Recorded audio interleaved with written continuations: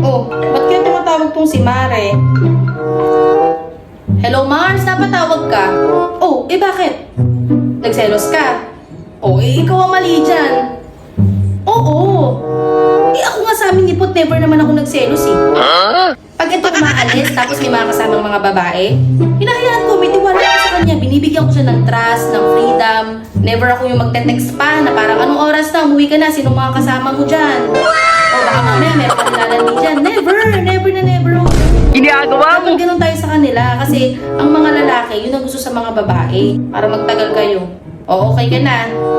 Mag-sorry ka ha. Mag-sorry ka sa asawa mo. Kasi ako ganyan din ako kay Pot. May kasalanan ako pag alam ko nag-aaway kami, ako may kasalanan. Magsasorry ako. Hindi ako magpapataasan ng pride. Kasi yung mga ganon, pangbata lang yun. Oo.